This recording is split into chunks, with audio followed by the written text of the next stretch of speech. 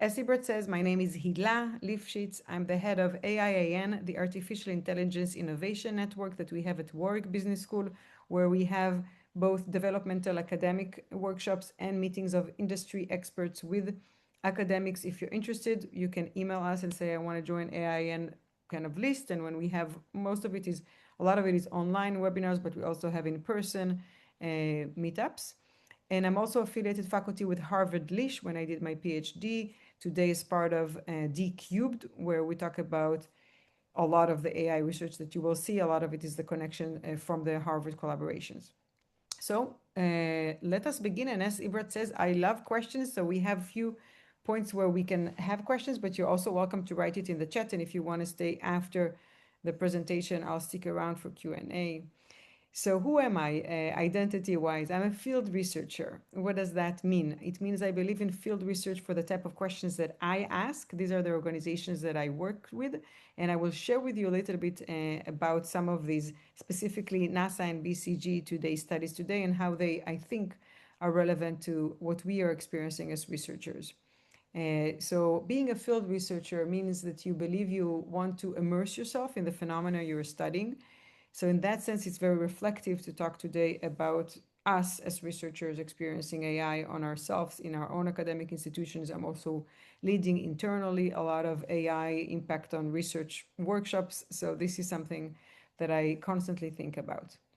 My research motivation overall is to think about the role of technology and how it shapes knowledge work processes, specifically innovation, technological, scientific innovation, but knowledge work more broadly. So we as academics produce knowledge work. That's the goal of academia, is to produce new knowledge that advances societies and creates societal progress. There have been few technological changes in the last centuries that have really changed the way we do research, right? The ones that I focus on start, I would say, since the web. But if we think deeply historically, what we're experiencing now, many call it the fourth industrial revolution. Some people say, is it bigger than the industrial revolution? Is it similar? So this is something that I like to start with, this historical comparison, because it's very important to keep it in mind. Some of what we're experiencing is basically very similar to the industrial revolution, I would say. It's simply on knowledge work and not only on industrial work. But some of it goes beyond, and that's the stuff that I research and we can talk about.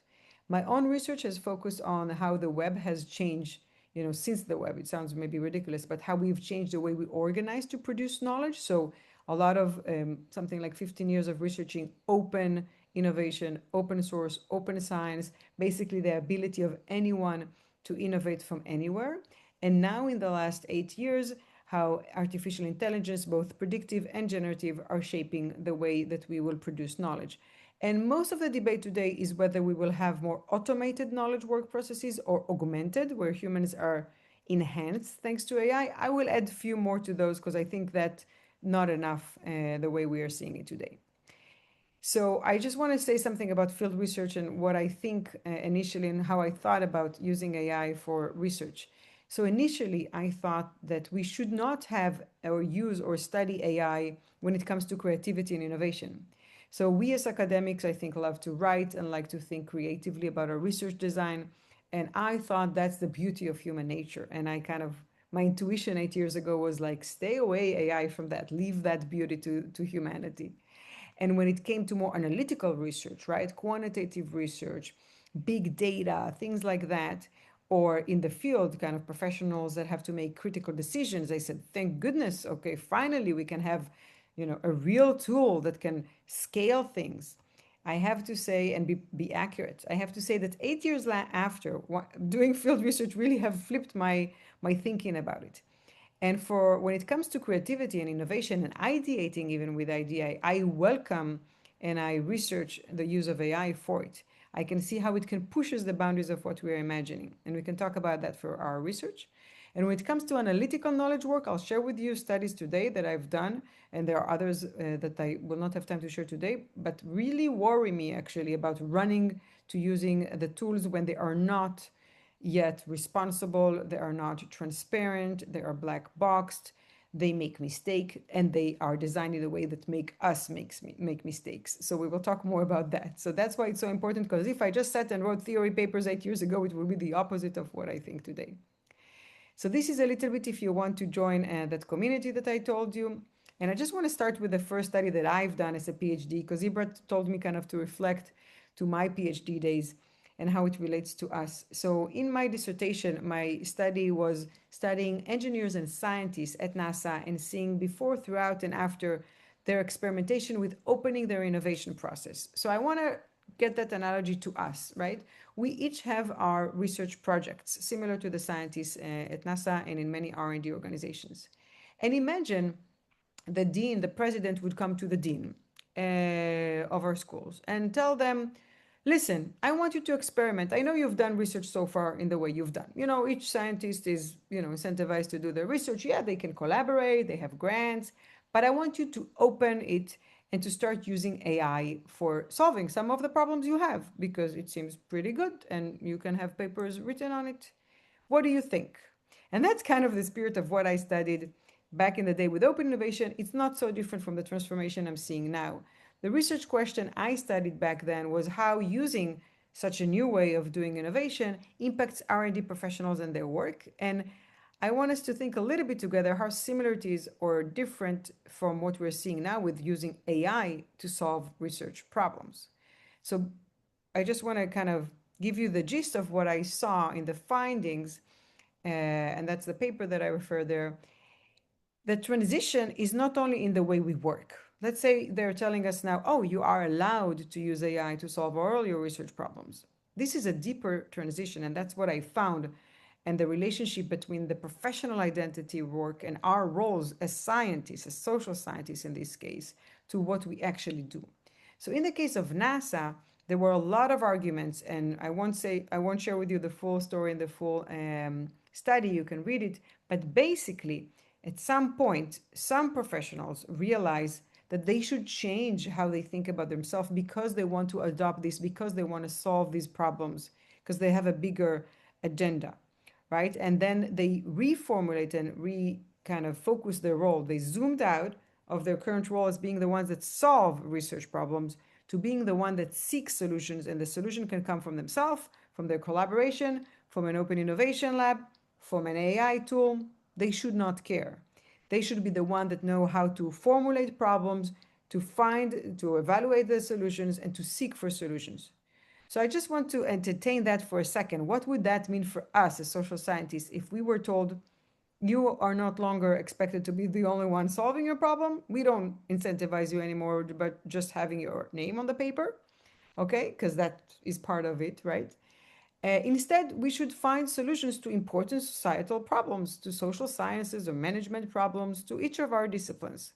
And that's what your new role is. That is a big change. In the specific study, what I saw that those that chose, here management did not tell them to do that. I'm giving you kind of that imagined scenario because I know many faculties and many business schools are thinking about what is the role of the PhD students, what is the role of academics. Some of them are considering having fully automated research or adding, AI to their research.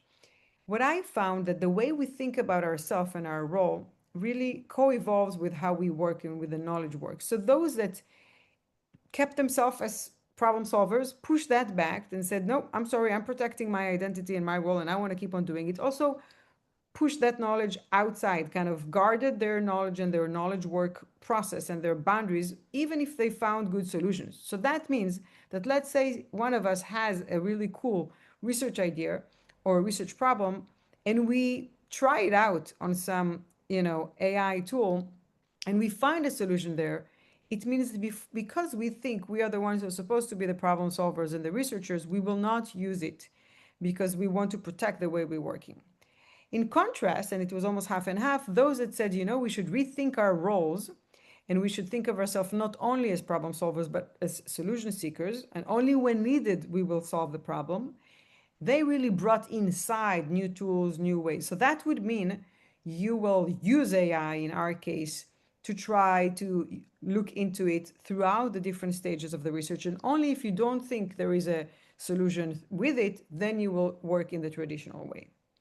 So that's a little bit about the NASA study and how I think and whether it is something relevant today. I think a lot, and in all my studies, the people I talk about how using AI is a deep change for their identity.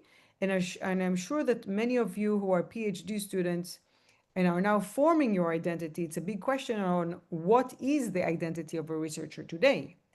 If it used to be, let's say, to just, love to read the literature and write it, there is competition today with some AI tools, some will say, and some will say, no, we should not use them because they flatten our understanding of the literature and they do not do, good and justice to it. So in each of the research tools and stages we can think about it, I just want to open up with this kind of identity discussion. So Ibrat, should I pause here a little bit for Q&A, or do you have a question for me about that? Or should I transition to the next study, which is the kind of bigger study on BCG? Let's carry on from now, Hila. Okay, I'm carrying on. So what I want to share with you today is how professionals actually work with AI. This is based on my studies, and I would invite you to question the assumptions about the way we use AI at work. So as I said, the big debate today is whether AI is augmenting us as professionals or automating us. I want to say that it's very important to distinguish between predictive AI and generative AI. Right now, at least, these are the names that are popular. In a few years, even these names will, I'm sure, change. But predictive AI is kind of the prediction machines, machine learning, and generative AI is GPT, Claude, and I like that many of us use Gemini, etc. Also image generations, but most of our uses for research are, with LLMs. So first of all, I would like to say that I don't think this is the right dichotomy. I think, and this is something that we also found in our research, that many times for marketing reasons, these tools are being framed as augmenting, but they're actually designed to automate. So if you think about using AI, for instance, for research, what we're talking about today, so a lot of the literature review tools are not built to augment us and to kind of, for instance, summarize it in a way that invites us to read the most important parts or parts that fit to us. They are designed to do it instead of us. Okay? And then we are tasked to try to do something about it. So I would say that a lot of the augmentation out there is temporary automation. So bear in mind when someone tells you, oh, this is a great AI tool to help you be better at your research, is it really designed to make you be better, or is just learning how you do it and does it for you, or supposed to do it instead of you? And with that being said, I want to take you to the main thing that is different about generative AI, that is the degrees of freedom that's inside of it. Predictive AI and most of technology that has been, and there's been so many tools to help researchers do their research technology-wise, but they were specific. They had a specific focus. For instance, predictive AI to find new molecules, to do something specific, to diagnose cancer or not.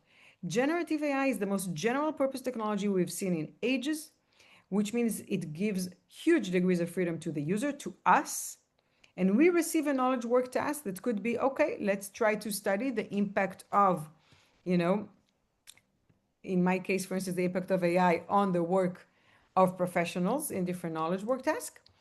But then we are left, like most professionals are like us as researchers, we are left with kind of no clear process guidance. We have all this freedom, and the question is, what do we do with it? How do we work? And do we align our work with AI or not? Do we choose to use it or not? And about that degrees of freedom, we did a very massive field experiment that I'd like to take you through. It's called Navigating the Jagged Technological Frontier, because what we found is that the frontier is not as curvilinear and beautiful as many would claim. And the technological frontier is when someone tells you, oh, this is a task that AI can do, and this is a task that it shouldn't. For instance, should I use it to code my qualitative interviews or shouldn't I? And someone will tell you, oh, this is now better than humans, this is not. I do not believe in the case of generative AI, this is the right way to look at the frontier. This is what we found that is jagged. It means within the same work process that you do, some subtasks could be better done by AI than humans, and other the opposite. The issue is that these tasks are interdependent. So most of what you see out there as research showing and companies claiming AI is better is taking one part of the task, a modular task. But if you think about the research process that we do, starting from theorizing to thinking about the research design, to collecting the data, to analyzing it, to conceptualizing it, to writing, there is interdependence between these tasks. Okay? And that interdependence is not taken into account when people say, oh, AI is better in that. AI is still not designed for such processes. And we are, as the researchers, the ones that need to think about it. And that's why we need to think about this jagged frontier. Okay, enough with this introduction. I'll just say that I had this amazing group of co-authors from Harvard, from Warwick, from MIT. I warmly recommend to look at their work as well. There were two types of tasks that I would like to talk to you today. I'll focus on the first one because this is the closest to what we do as research, as academic research. So this was a business strategy problem when we gave them both quantitative and qualitative data to analyze. And we had three conditions in this experiment. No AI, okay?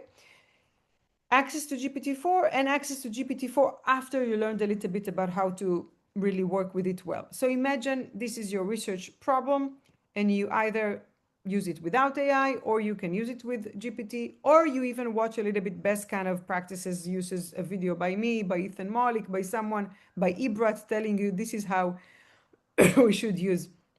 And I'm going to show you a little bit of outcomes. I'm trying to see how should I jump. How are we doing time-wise? Give me a second. I'm going to jump a little bit if that's okay. This is the creative part I want to show you. Sorry. Okay, the decision-making task. Okay, this is a task that is similar to what we do. In this task, these are business strategy consultants, BCG consultants, highly talented, highly educated from the best data science and MBA schools in the world, that had to create a recommendation to a CEO based on qualitative data. They had 20 interviews and quantitative data on where should the CEO invest, men, women, or kids. So it's not like a complicated research problem, but they have to do analytical work. In that sense, it is similar. And there was a yes or no answer to it, and we knew which one was correct. Okay? The surprising results, which made me kind of tell you that we need to caution with using AI for research, qualitative and quantitative, was that first of all, it was very hard to know when managers received that recommendations whether it was good to use AI or not. Because if you look at the performance, in the blue you see kind of the test group, and in the green you see the control group. But we had a right or wrong answer here to our analysis. And you can see the participants that were right in the experimental task improved by the managers judging kind of the recommendations by 21%, but those that were also wrong, okay, gave the opposite recommendation, improved by 18%, which means it's very hard to tell it as a manager or as a reviewer or as an editor sometimes because it's so well written. But you can actually, or even as a researcher, when you're looking at AI output, it looks so good, so it's convincing, but it's not necessarily correct. Let me take you further into why. So the first why I want to show you, as I told you, there were two conditions. Some of you here are going to take more workshops on using AI for research. And the dramatic result was that those that had actually, a 7-minute video, not a full day training or a week, did even worse. They made more mistakes when using AI. So 80%, 84.5 with no AI got the right answer. 70% when they used AI only got, so 14% already make mistakes. And as I saw, these are diligent consultants. But when they had the video and they watched how to use AI and how to validate AI, they actually got even worse. Why is that the case? This is something we kept on thinking because we did not intend, right? We gave the training not to make people wrong. We thought we would help. So one thing we learn, and this is very important for us as researchers, is that it can lead to even highly accountable and talented and motivated professionals to make mistakes. And I see that, and I want to caution against that when we use AI. It's a slippery slope, and the analogy we talk about is falling asleep on the wheel. So initially, when you have potentially the ability to drive without hands, automated driving and autonomous driving, initially you are really careful, but after a while, there are many reports of people just kind of letting go. This is what happens a lot with over trusting AI for many of your tasks. It's very hard to keep that diligence over time, and we will even see that GenAI doesn't help you on that. The second thing is the speed. Working with AI makes you faster. Speed can also lead to mistakes. Sometimes you work so fast, you are just unable to see mistakes that you're doing. So think about using AI for quantitative data analysis, for instance. It gives you that wealth and that ability to work with such a wealth of data sources and the quantity of data. Are you really able to validate it in time? It takes time to do it. So the temptation of using it, which is to save time, is exactly the thing we need to be careful from. And the third reason is something that became a paper that we just submitted, and it's, you're welcome to read it. We posted it on SSRN, and it's a Harvard working paper, is generative AI as power persuader, how professionals get persuasion bombed when they attempt to validate large language models. So this is something that we found that even for those diligent consultants that tried to validate whether they were right or wrong with generative AI, it is also designed to persuade them. Remember, I talked about, think about how the algorithm is designed. It's not designed necessarily to augment you. So this is what we found. It is designed to sell itself, to make you want to adopt it. And it's designed to persuade you as a human that it was correct. So I'm not sure whether to open it or to pause now for questions, Ibrat, because I feel like this is a lot. So maybe we pause. Yeah, maybe we opened for some Yes. questions. Are there any questions? Please raise your virtual hand so we can see you. Someone is saying that's why I want self-driving cars.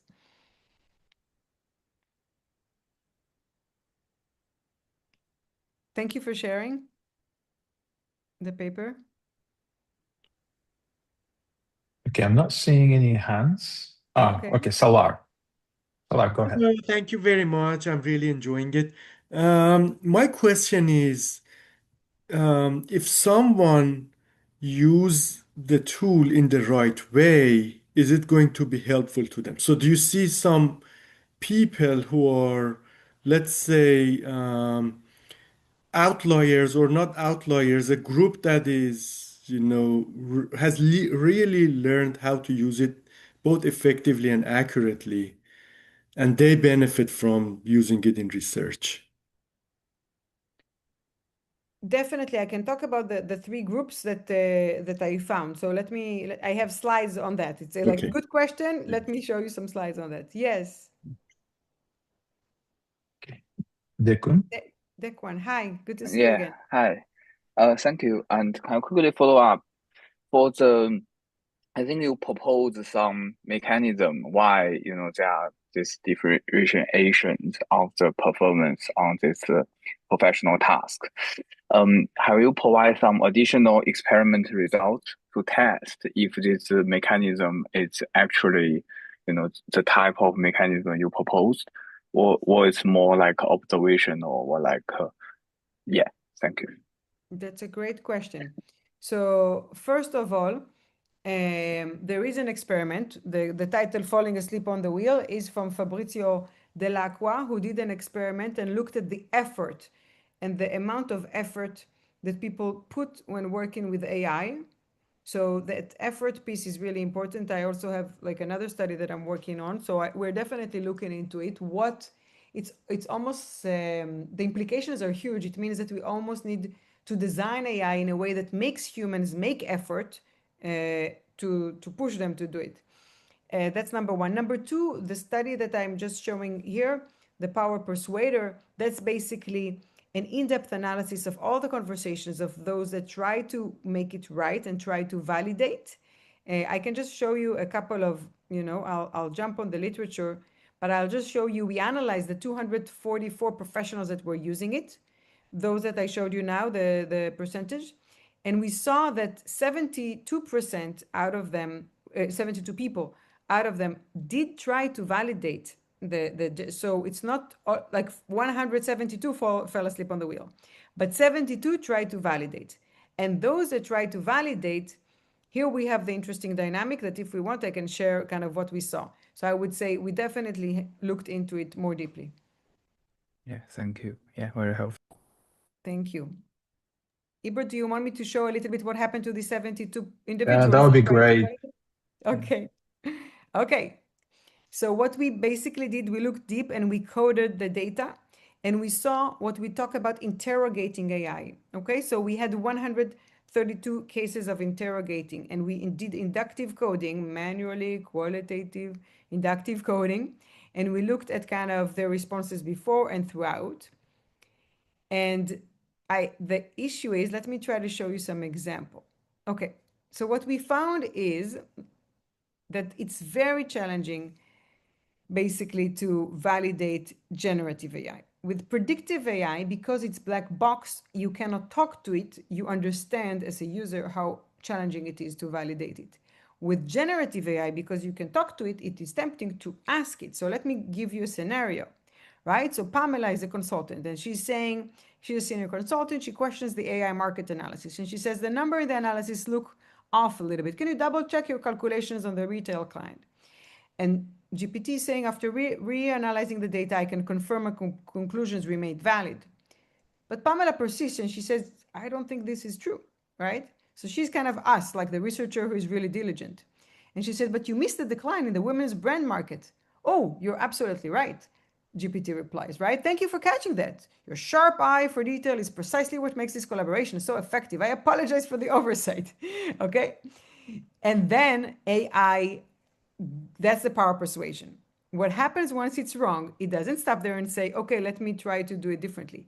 It unleashes kind of a fire hose of unrequested complex analysis to show that it was correct. Based on a more rigorous multi-factor review incorporating your invaluable input, here's a comprehensive dashboard. You'll see a 5-year trend analysis against 3-year competitor segments, macroeconomics indicator, consumer, blah, blah, blah, blah, blah, blah, blah. That's the persuasion bombing, okay? You're trying to ask diligently a question, but the more you interrogate it, the more it tries to persuade you. That's kind of why we coined this term persuasion bombing, because it throws at you a lot of convincing data.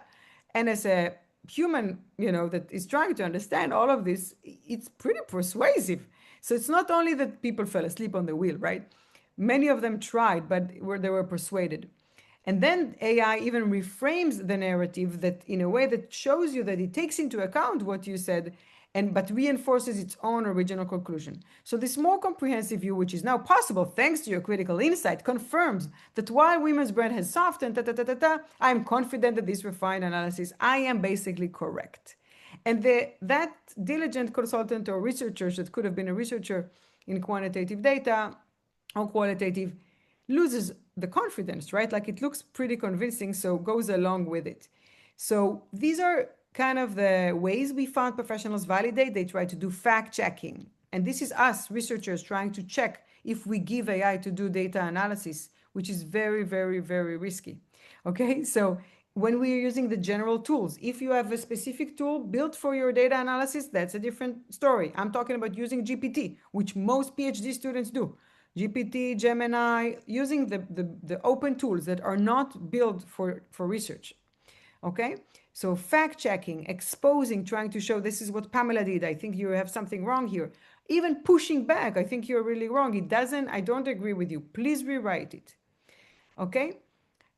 And in order to analyze all these kind of beautiful rhetorics that AI did, we looked into all these conversations and we actually realized we go back to Aristotle classic modes of persuasion, and we can see that the way generative AI is persuading the researchers and the consultants has both ethos, when they try to appeal to the credibility of their arguments, logos to the logic, and pathos to the emotions.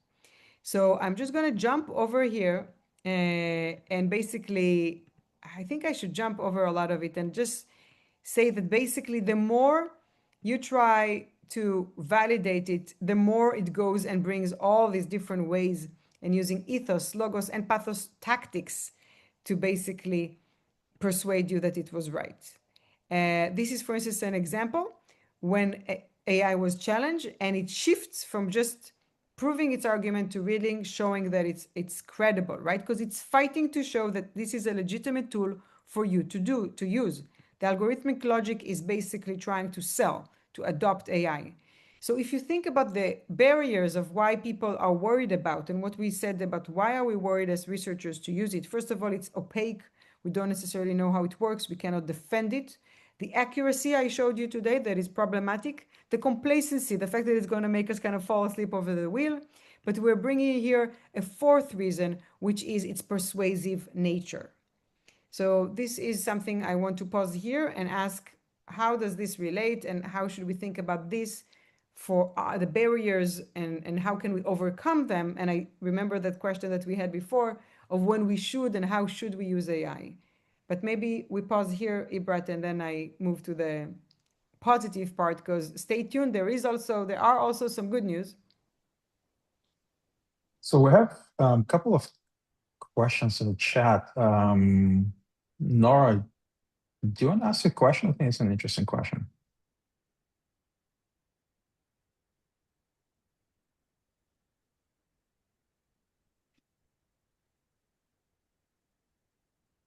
Okay, I'm not getting response from Nora, so maybe I could just read it from the chat, Hila. So both of our reliance on AI and complete avoidance of its constrained creativity, then would you say the most generative outcomes emerge in a deliberate middle ground where human judgment and imagination actively shape, challenge, and refine AI's contributions?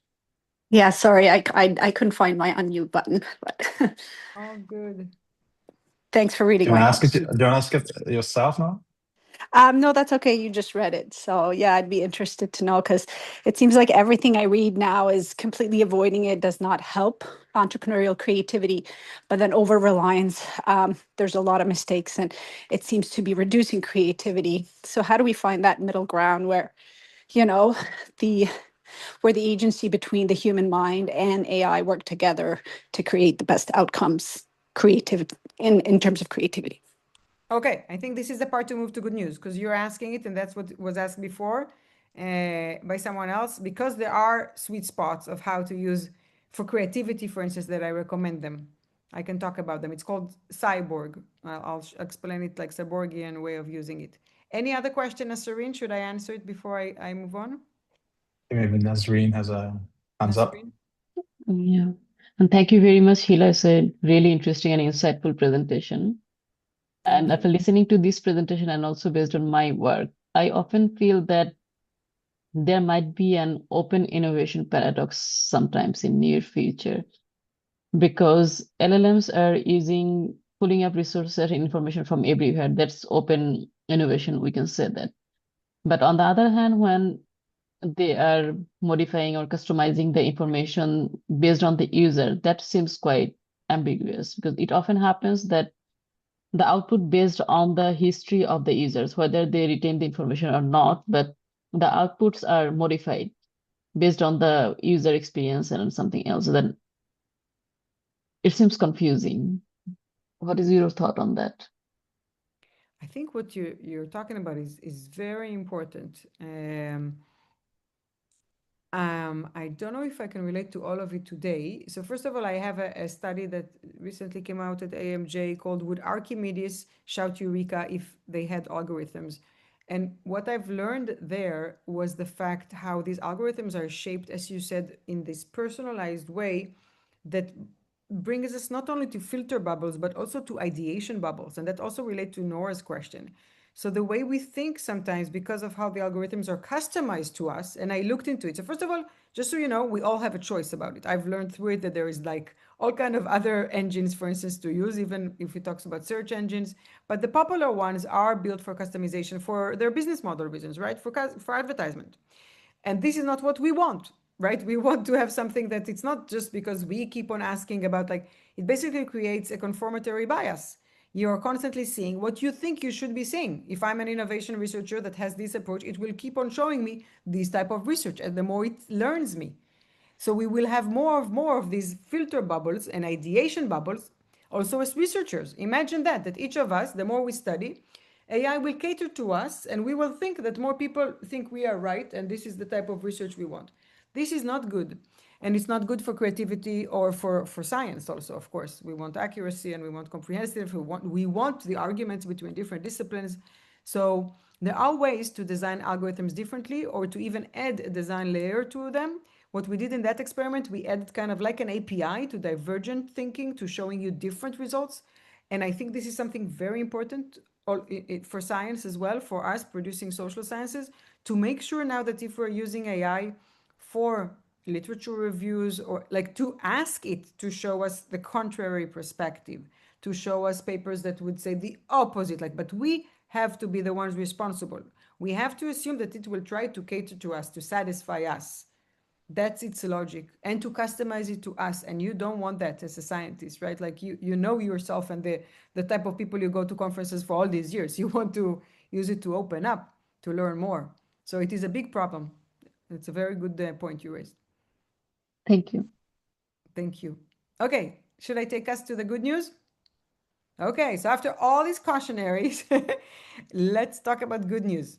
So not everyone were wrong. If you remember, there are 60% even those and 70% that were using AI. That's a lot that were correct, with AI. So some professionals do know how to effectively navigate that GenAI jagged frontier and develop actually new knowledge work processes and practices to work with AI. So the three types that I would like to discuss with you are called centaurs, cyborgs, and self-automators. These are names that we gave them. Okay, these are, Greek mythology, sci-fi inspired names. And let us talk a little bit about each of them. I didn't put a lot of data in these slides. If we want, I can find more, but I thought I'll just open it up and share with you, and we can think about that, what it means for us as researchers. I want to start with centaurs, because centaurs are what I believe academic researchers should adhere to be most of the time. So centaurs are basically half human, half a machine in this case. In the methodological case, it's kind of an animal, but as you can see, the person is leading the action. So the human, the professional, the academic, the researcher knows what it means to do rigor research. And they are using AI in a very purposeful way. They're actively dividing the labor between their own labor, which is a kind of the top half body, with the generative AI in a very targeted and clear manner. So in that sense, Ibrat, you asked me a little bit about how they're using AI. They're using AI much more as an assistant to push them further.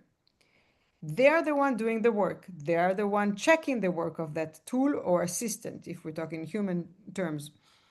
But they are the ones that are doing the core task, the core identity. So remember when we went back in the beginning of this talk and said, who are we as researchers? So they know who they are, or who they want to be. And they make sure that this part, they do it and AI does not do it for them. So in the case of the BCG consultant that we just saw, they did not use AI for the analysis. They did it with a spreadsheet. They read the interviews. They afterwards said, can you summarize? Can you also double check? But they did not want AI. They said, no, thank you. You just do benchmarking. You create the slides. You listen to what I found and you make it so that it sounds persuasive for the management, right? But they're the ones that are doing the analysis work in that case, because that's the core, reason why they're hired, to do good data analysis. Okay, so for us as researchers, this is open as a big question. Who are we, and what is the core skill set that we want to make sure we maintain, that we cherish? For some of us, I know it's theory and theorizing. For others, it is about the methods and the research design and the data collection and the data analysis. Okay, for others, it could be the beauty of their writing. But I would say most of my colleagues and friends, I would say the majority sees themselves as researchers that care deeply about their methods and do not want AI to do anything but augment them, but not to replace them in any way in their data analysis and collection. But for few at least, and I think Ibrat might be one of them, I'm not sure, you'll tell me, but the theorization is a big part of why you like to be an academic. The scholarship model and ethos is about kind of theory building. So theory building, if people try to use AI for theory building or theory, you will see that, and you have to think about how AI is built based on what we already know. So grounded theory building, computational theory building, this is something that is very new, and we can think about it. So I would say centers will not do that. They will do the theorization, they will do the data analysis, but they will use AI for anything else to make them faster and better. So that's centers. Cyborgs, that's for Nora's question and more. So Nora, you asked about creativity, creative task. When you want to ideate, should I even do research about it, okay? When you want to play around with titles, with names for your constructs that you find, with different ways to maybe slice the data. You're not letting it do it necessarily, but different methods. So I'd say this is where we want to think about working as a cyborgian. And these are 3 types that we found, but we and I can be all 3 in one day, depending on the task, right? So what is a cyborg? A cyborg, it means that you're going to do fused knowledge work. In this sense, you are working with AI much more as a partner, much more as a collaborator, much more as a team member than a tool or an assistant, right?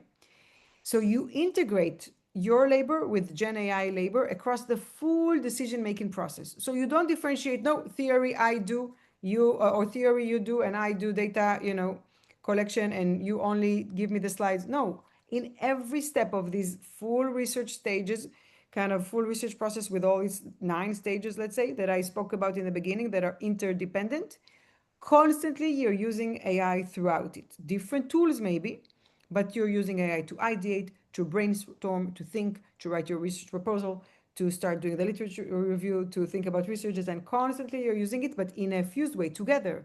You're bouncing ideas with it. The problem with the cyborg that it's very hard to know which part is you and which part is the AI. It shapes how we think. And I can show you some quotes if you want of how people saying like it's a double-edged sword. I think for the creative part, my raw thinking abilities will probably diminish. It's like using Waze or Google Maps. After a while, I don't know if I will have the same abilities. So Cyborg is great for experimentation, for ideation. What I warn against is using it for those core skill sets that you think define you are and important for our profession, because it is hard to know whose idea is it. Beyond that, if we want to go to it, of course, we have our ethics as researchers, right? We have to be fully transparent in the way we use AI. I have been an editor at OrgSci for a couple or more years. I'm sitting in all kind of boards regarding to AI and research. Transparency is crucial for us as researchers. And I tell all my students to imagine that whatever they're doing, they should save it and assume that one day, either in the submission or later in the review process, they will have to show how they use the AI in all of the stages. So if they feel comfortable with it, and I think it's still their paper, that's one thing. But beware that the more you do cyborg in the critical stages of research, the more it is a question both subjectively and objectively about whose paper is it. So there are already people fighting for having AI co-authorship. There are places, even Elsevier, I think you can define AI as a co-author. So this is going to be fascinating times, I would say, to be an academic, because there is a question of, whose work is it? So that's a whole fascinating question. So that's being a cyborg, but I warmly recommend it for experimentation, for thinking partnership, to bounce ideas. And as we talked with Nasreen, also to be a devil's advocate. Tell me why I'm wrong. Show me what the flaws in my research proposal, okay? So it doesn't have to be like a schmoozy love relationship with that collaborator. You can use it as your worst critical, as your reviewer too, right? Like show me the things that I'm wrong in, like help me find it out. And then the third one is self-automator. So self-automator is a provocative name that we invented to basically delegating the work to AI. So that's what most people do most of the time. So I start with those 2 types because they are beautiful, important centers in cyborg and also inspiring. But self-automators, to be honest, that's most of what people do. The simple name for it when we coded our data was to copy paste. So what we see is many people in different tasks, right? They get a task, they take it, they copy it, they put it into GPT or Gemini and modify it a little bit and paste it to whatever they were supposed. Write me a research proposal. Okay, I need to submit this grant. Take my paper here and this. Do this review for me. Okay, write this letter for me. That's a task that you are delegating fully to AI, which slowly with time will mean you are no longer needed to do it, or you will lose the skill set to do it.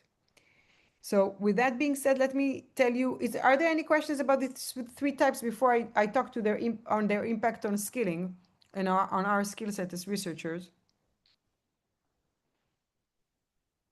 Okay, so let me just... I have one question, sorry. Yes, Salah, this is where I wanted to tell you the good news are about, that's for you. Yes. Yes. So something about the difference between centaurs and cyborgs. I assume centaurs, when they are leading the process and asking little questions from GenAI, they are still integrating AI works into their work, They choose right? to, they decide whether or not to integrate. So I've seen it also with physicians in my studies with Natalia Levina and Sarah Leibovich.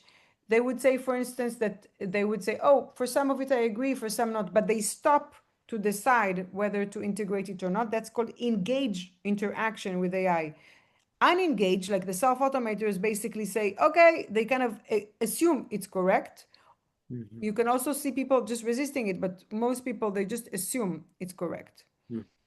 Excellent. Thanks. A very good question. Any other questions? Okay.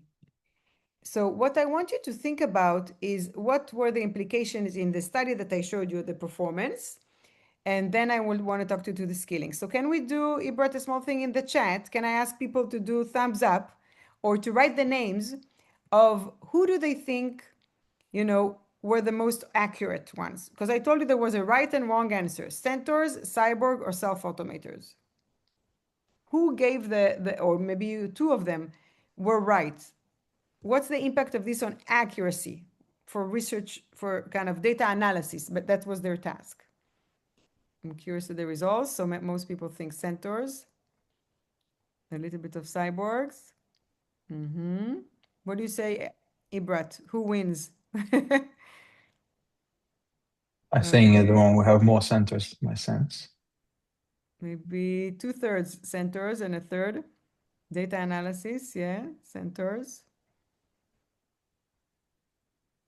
Okay, let me unveil. So the nice thing that we are looking at is both accuracy and persuasiveness. So on accuracy, centers, you are right. But in life, it's not just about accuracy. Many times we need to persuade someone that our analysis is correct. So the good news are that on accuracy, indeed, centers were right. The interesting news are that cyborgs were as good when it comes to persuasion. Remember that I showed you, even if you're right or wrong, you are more persuasive by using AI? So this is something you have to think about when you're reading someone's work, using AI or not. It can look really good even if it's wrong. Okay? And the good news in the sense that why it's dangerous to just do copy pasting, to just delegate our tasks to AI, to the general AI, is that on accuracy and persuasiveness, self-automators were always the last ones. Okay, they were the most wrong and they was the least persuasive. So just copy pasting and just letting AI do it for you. The next time you're thinking about just putting it in the chat box, think again and said, wait a minute, he last said that maybe I should think before I just let it do all of my work. Okay, even if it's like write me a proposal or something like that. What does it mean for skilling, for the future of our profession? So centaurs mean that we will upskill ourselves. So as I said, these are skills that you want to upskill yourself. This is, if you're using AI as a centaur, you will learn new information that can enhance your own task performance. Versus a cyborg, you will get new skilling. And you can do both, as I said, to different parts of the research process. Luckily, we're academics, we're doing so many different things, from like ideating, theorizing, to thinking about research design methods, collecting, analyzing, writing, responding to reviews, publishing, creating videos about what we do, right? This is perfect for cyborg, right? To create, for instance, a video of what you do, to think about how to do science communication for our research. So in this case, you gain new skills. Look at all my students now. I expect all of them, for instance, and myself, to have like a notebook, a Google LLM notebook video made on our papers. Why not? It's like, why not play with it? You have all these video generators, all these image generators. We know our students and our audiences, not all of them want to read 60 pages or 30 pages of research, and that might be a way for us to communicate our research. That's where we can be cyborgian when it comes to impact work, for instance, of social sciences. So it means that we will gain new skills. We will learn new skills of how to better and effectively integrate and interact with AI. And we can maintain the skills as a researcher. We are not necessarily making them better, but not necessarily worse. That's the idea of being a cyborg for AI work. No skilling means you're not doing any learning. AI is kind of doing all the thinking for you. And you're not developing either as an expert with the skill set that you had or on AI related skills. So at least learn how to use AI, I would say.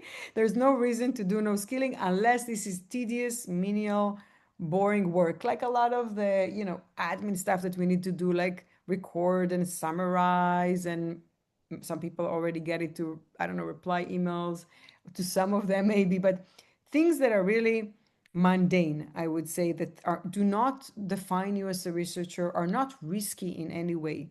So another way to think of who should I be, center cyborg or self-automator in my specific task, is the first question you want to ask yourself, is this risky in any way that I'm choosing how to work with AI right now? If it's for my methods, can I be wrong and it will be hard for me to figure it out?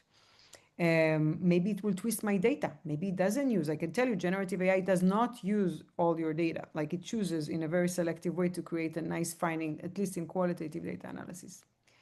Okay, so the first question, you want to think about the risk. Also, your own risk as an author, as a writer, as a researcher. Okay, the second question, if there is no risk, then you think about the skilling and the tasks. Is this a task that is important to me and defines me and I want to keep on improving on it and is needed for my profession, for my expertise? What type of an expert do I want to be? And that means you want to do more upskilling, and maybe in the same time, are there new skill sets that I will miss if I'm not using AI? Okay, and I want to know how to use AI for research. That's where you want to be the cyborg. And the self-automating is only if it's neither nor. These are skills that I can't wait to get rid of them. Why the hell do I need to do them as an academic? This is a waste of my time. So then you want to think about self-automating. So Ebert, I think I'm exactly or almost at time. This is time for me to, I think, resume the presentation mode and to have more of your questions. We already have a hand raised. Okay. Sri Lakshmi. Yeah, the presentation. I don't know if I missed anything in between, but I would like to know when we feed this data into these AI models and maybe seek help for analysis or even get summarized or anything, will it be flagged as plagiarism at some other point when we get to publish it, or is the data being shared in some kind of way which we don't want to? That's a great question. So I do think it is. OpenAI, for instance, in our study, we put the same thing again and again, right? We had 500 people use AI in this study, and we did see that it learned from us, even though it promised not to. Like the promise of AI, of OpenAI, is that it's not learning from what you're doing, but we tested it and it is. So I don't think they are committed to their ethics in the way that the university and academics think of commitment, right? So it is a problem. That's why I don't think we should use the general tools. I do think we can use the university tools that are behind firewalls or that are just vetted, or the research tools, but we need to be careful with our informant's data, for instance. Definitely, we should not compromise that. We are committed to them, right? All right. And also, I have a question because you told you're part of editorial board, and also if we use some kind of tools in order to get our grammar corrected or so, because I'm not a native English speaker. So if I use that, will that be also flagged as some kind of AI? Because sometimes we do use for some wordsmithing and all. Because Of at times course. when we run through Turnitin, it shows AI percentage similarity. So I always wonder how can we actually surpass that, because sometimes we That's a need great help. question. Yeah. So there are objective tools today that read your papers, and journals, more and more journals will use them when you submit them to see of how much of it is being written by AI versus human. And if you are using it for your wording, it could be that it will say 90% AI and it will get desk rejected. Okay? This is a risk to take into account. What do you do about it? I don't have the full answer. I can tell you what I do, but it's not fair because I write in English. So I am trying to think, what can you do about it? I personally, what I do, as I said, I think and I save all my communication with the AI if I use it. And I only use it for copy editing, and I instruct it and I keep on telling it only if there is grammar, Like this is only show me the must have, only do the grammatic corrections. Do not change meaning. Do not this. Please give me a table of before and after. Show me exactly what you change. So I work with it as a centaur, and I kind of hold it tight like a wild horse, because I know this is how it's like. It can change the meaning of what I wanted to write. But I have to say, this is an issue. I can imagine for non-native English speakers, it is an issue to think about if you want to use it beyond it, if you're writing it in your own original language and then translating it. So maybe it's better to do it not with AI, the translation, that it doesn't have that freedom, that you have something more accurate on the translation, and then maybe to use it. That's just like, I'm thinking about it on the fly. I do not have a perfect answer for you. Yeah, I mean, I don't write in my language and translate. So again, as you Okay. told, I just use for some grammatical corrections only. Yeah, so for grammatical corrections, just as I said, so do what I suggested that I do, and make sure So that you I've been save doing it. this. So I just wanted someone to guide me that is not being flagged and I'm not on the Save wrong it. track. I cannot tell you that because the tools can flag it. The tools are changing every month, but save it because you All want to right. show it. Save it. Show it. Okay? Save All it. right. Okay. Thank you so much. My pleasure. Mohammed? Thank Hi, you very much, Hila, for the presentation. But at the very beginning, you mentioned that there are some free tools that mainly PhD students use them. I was hoping that this presentation going to lead us to have or to get introduced to some more academic friendly tools. And that's one of the comments I had. And I really like your way of using AI as a copy editor and just emphasizing on the fact that do not change the meaning, which is, yeah, sometimes it gets very creative and out of hand. A wild horse, very good metaphor. And yeah, we have participated in Ibret's seminars, organized, and many people use AI and few admits.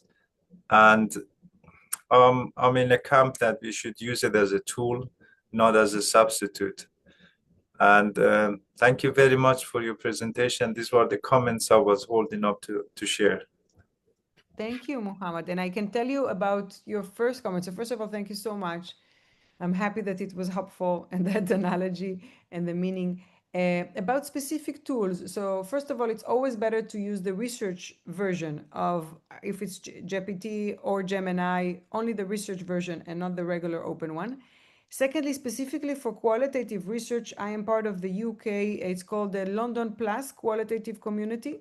And if you're doing qualitative research on our website, we have a list there of people putting the tools they find helpful. So if that's what you're doing, so it's called London Plus Qualitative Community Resources, and you can find a list of what people find. This is something dynamic. It's constantly changing, of course. And there are good tools for researchers. I also recommend, let's say, Perplexity for bibliography more than others. But I know universities do not pay for all of this. So this is a big problem that PhD students should fight and get licenses to the best research-based AI and not just to the generic one. Thank you. Thank you. My pleasure. Juliana? Hi, Hila. Thank you very much for such an insightful presentation, very informative, just brilliant overall. When it comes to, as a member of ethics committee in London at one of the universities, I was wondering to what extent do we breach the consent, the informed consent that participants give us, when we use basically for research analysis AI, because as you said,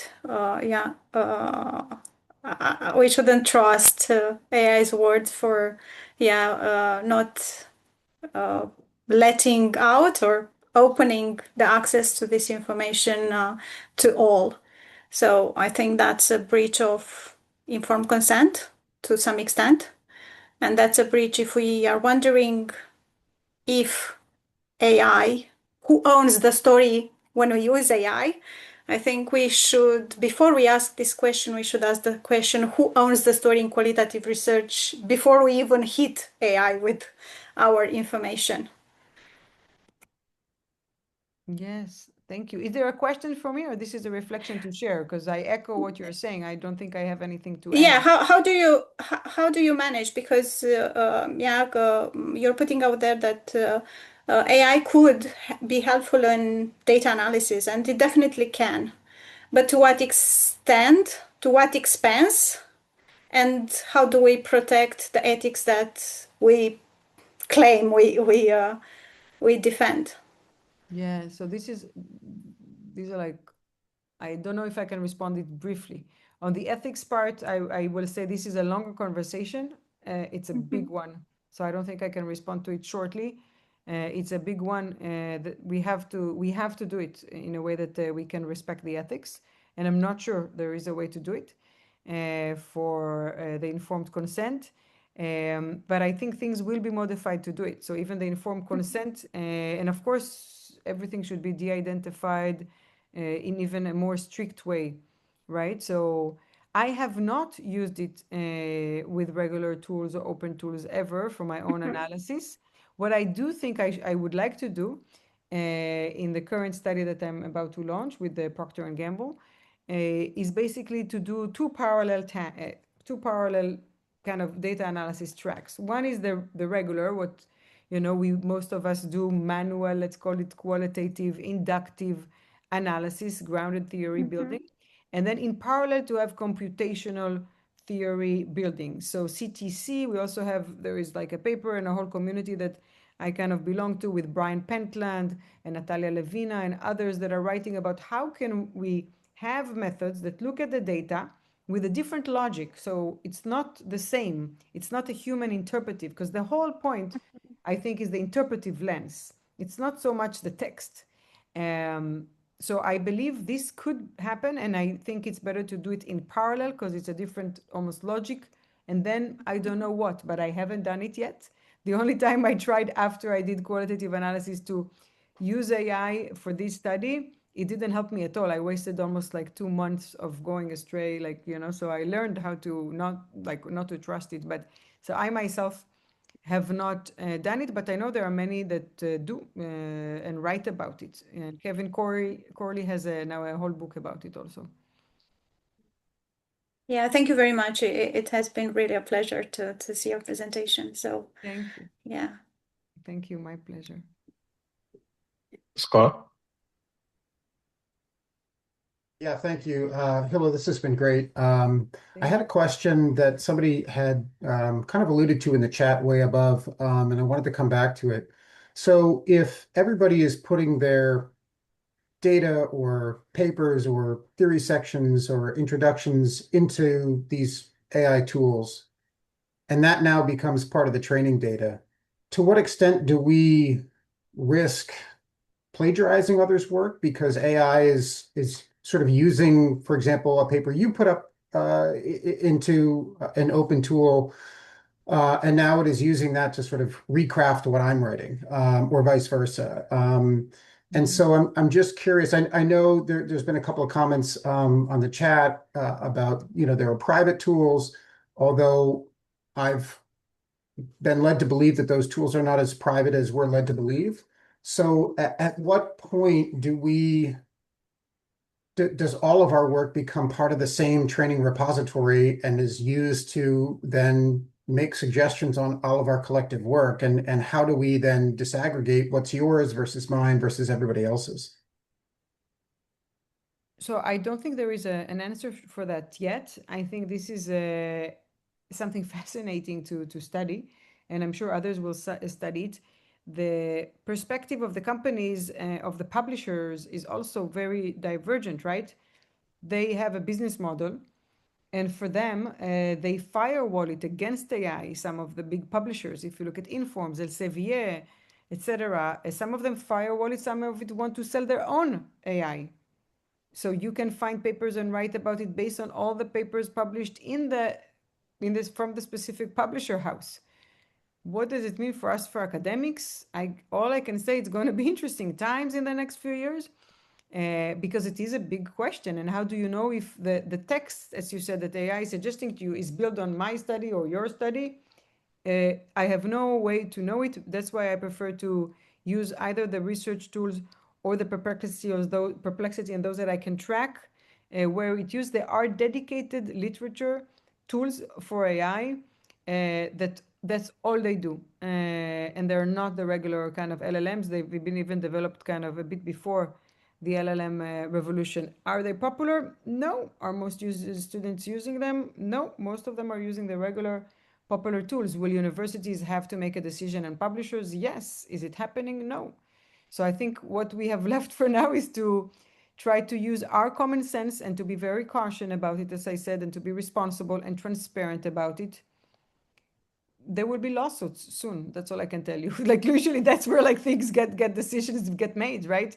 It's like the music industry. Look what has happened to them before and look what's happening to them now. What you're asking me is exactly why there are lawsuits right now against a lot of the AI music production tools, because that's it. They're taking all the singers, like they can do whatever they want. I can sound like, Rihanna right now or whoever I want to. Like that's it. I can have anyone's voice, anyone, looks. What does it mean? I don't know.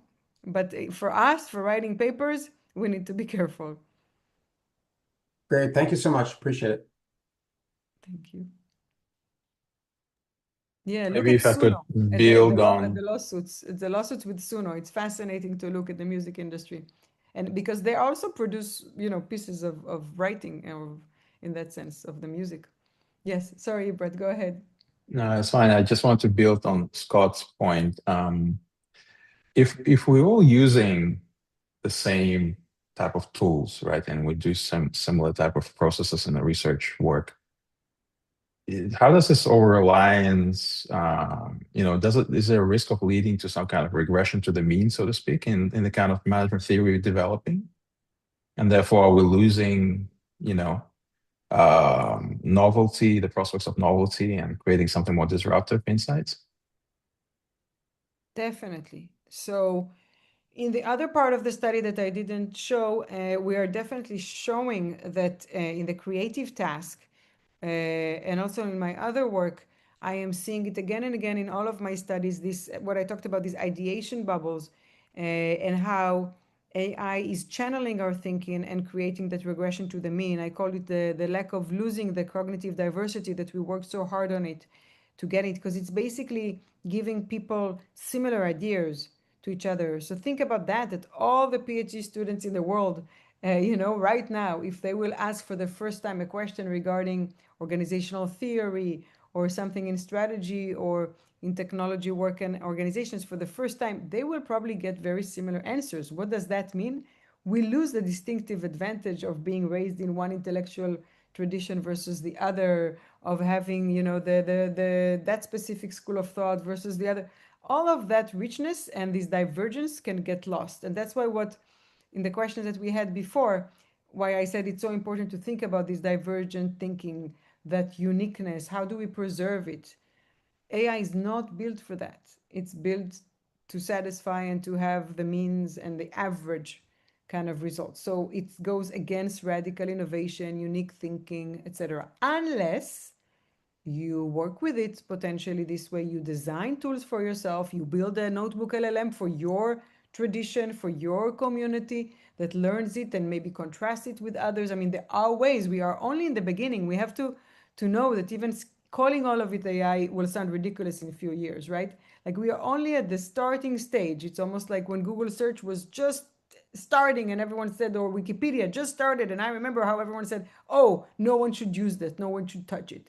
This is like, not reliable. Now Wikipedia is a given, right? But this is way more than Wikipedia, but I'm saying that's the level where we're at.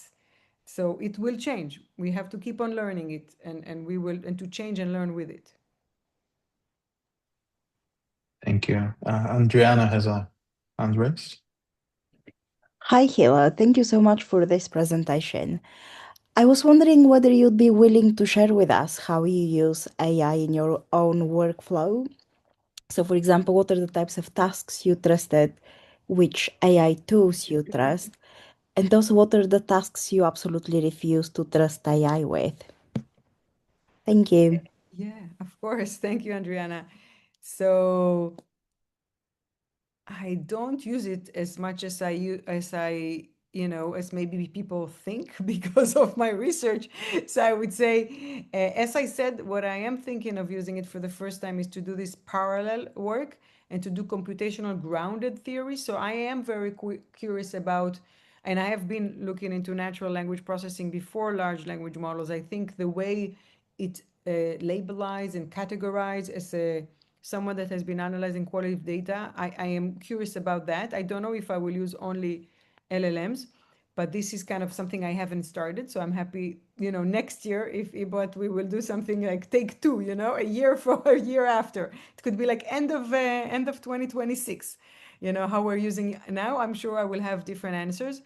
I can tell you that I did try to use it to save work of manual coding in order to find Center's Cyborg and self-automator Steven Randazzo, my collaborator and the person who has led a lot of this analysis work, and I worked with him on that, had to manually code, hundreds and thousands of conversation. This is tedious and tiring. So at some point we said, maybe we will find, okay, now we got to we know what we're looking for. So I will never use it for the thematic analysis, I would say, for the first round. But I said for confirmatory analysis, I think at some point it should be good in that.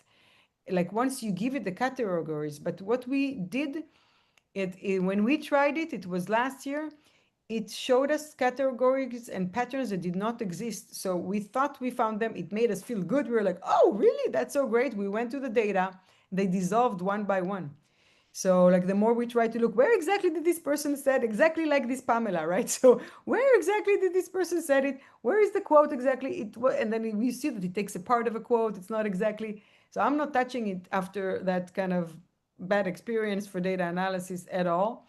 Only if I'll do in parallel, but I'm not touching my data collection or analysis. I do think it's going to be fun to do synthetic data analysis. I don't know, for my studies currently, I'm not doing it, but I think it is interesting soon to see how is that different, how does AI answer differently from humans. So I think there are a lot of new ways to work with AI and new studies to study the AI, but I'm not for the core. Like I'm a center and the data collection and analysis is a core for me. For my students, I guide them on how to use it for theory. I myself love theory, so I don't feel I need it. But as I said, I'm only using it like this very grammatical kind of, copy editing basically. I do want to use it for ideating at some point, but I don't think I know I have found the tools. Like I think it will be fun to do like what designers do, like show me how it would look. So maybe like give me like the ideal research design that you would do. Like I would love to see if it can help in like open the thinking if I push it well enough. But I haven't done it yet, and I haven't been able to find it creative in any way. But I'm not saying that I'm going to stop trying. I think this is something interesting. So I'm doing it in workshops with my students. That's what I do. We are basically doing some cyborgian stuff around the ideation on ideas to study, like, okay, how to, like, this is an important research question. Like, how would you ask it in an interesting way? Which games would you play with, like a professional to try to ask it? What type of research designs would you use it? What are the most creative research designs? Show me the rigor. Which type of scale? Like to play with it, to entice the breadth of our thinking and the imagination of our thinking around the potential research designs and ways we ask and we get data. That's, I think, could be interesting, but just kind of embryonic stage. Thank you. My pleasure. If I could build on Adriana's question, Hila, if AI could do, let's say, 90% of our research work, so kind of large replacement of what we do, what would you say, the 10% that we must retain to ensure that management research remains, that we have some kind of edge in the way we do management research? Yeah, so I think slowly we will see a split of what we think today as a researcher. I think today we collapse a few different skills and strengths that we have in one role.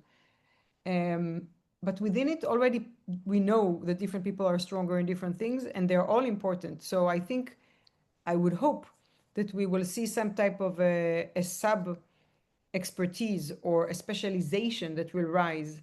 Okay, so there will be people that are remaining experts in theory and will know how to use the best theoretical kind of AI tools to promote theory and to push it and to feed it with the theories. So I think theory is one obvious strength that's only on us. We cannot expect it because it's built on the past, right? So how will we progress our theories? That only academics should do. So that's one thing. There is the art of discovery. So for social sciences, it's less our concern, but let's say for chemists, for physics, for the natural sciences, this is something that will have to completely change how they do discovery. Okay?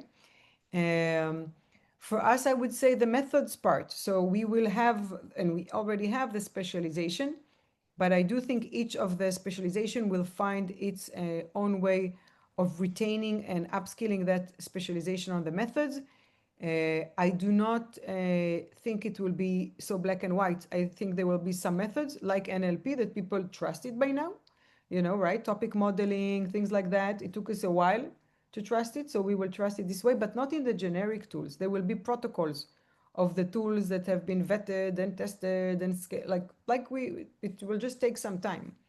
But I think basically the theory, discovery, and the methods, that these are different things that should remain well guarded by academics.